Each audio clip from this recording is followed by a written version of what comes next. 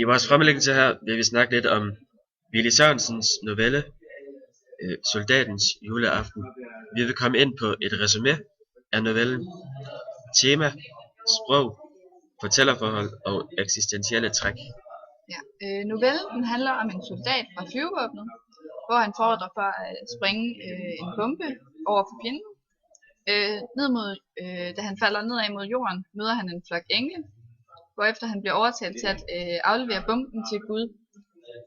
Efter han bliver sat ned på jorden, kommer Gud og beder ham om at bringe sandheden omkring Gud frem i verden. Det afslår soldaten. Temaer. Overordnede temaer i novellen er religiøs udvikling, krig og religion. Nogle kontrakter i novellen kunne være, at være i live er ikke det samme som at leve. Ens egne holdninger imod samfundets normer og værdier. At skabe sin egen identitet og ikke bare følge strømmen. Man kan altså sige, at soldaten er splittet imellem spidsborger og ærkeborger, ifølge Søren Kierkegaards menneskelige stater. Soldaten er fanget imellem liv og død. Det vil sige, når han springer ud fra flyet, springer han både fjenden og sig selv. Han er nødt til at tage stilling til sit eget liv. Han har bare fulgt ordre hele sit liv og har gjort som han skulle. Men nu har han tid til at revurdere sit liv og hans handlinger. Han er ligesom englene fanget mellem himmel og jord, i det han falder ned mod jorden. På samme måde er han fanget mellem liv og død. I sproget findes der både billedsprog, personifikation og besjæling.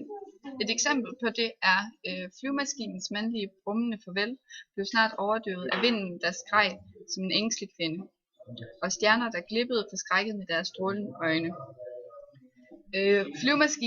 Flyvemaskinens mandlige brummende farvel er en besjæling, da den bliver tildelt en menneskelig egenskab.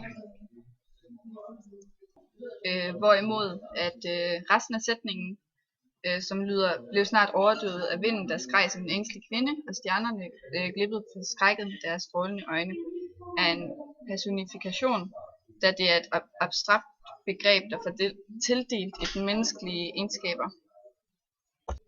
Stilarter i teksten. Englene, de snakker meget formelt og gør brug af gamle og lidt bibelske udtryk, i form af, at de siger ti og mut og fritte. Og mut og fritte, det betyder sur og udspørge. Hvorimod soldaten gør brug af normalt sprog. I titlen bliver både ironi, symbolik, og der bliver opstillet et paradoks, da soldaten og juleaften er to modsætninger. Soldaten skal her symbolisere Jesus. Soldaten er Guds søn og frelseren. Og juleaften, det er jo Jesus fødsel. Og et eksempel fra teksten, det er, at soldaten bringer lys til verden, hvor det både kan fortolkes som, at soldaten den bringer fred, i form af bomben, som skaber lys. Novellen bliver fortalt som en tredje person fortæller, i det han bruger han, hun, den og de, og ikke siger jeg. Han er ikke en del af handlingen. Det er en objektiv fortæller, og han bruger ydre synsvinkel, der vi ikke får selve personernes tanker og følelser at vide. Et budskab i novellen kunne være, at man skal træffe sine egne valg, tage stilling til sit eget liv, og ikke bare følge med strømmen. De eksistentielle træk i novellen, det er frihed og ansvar.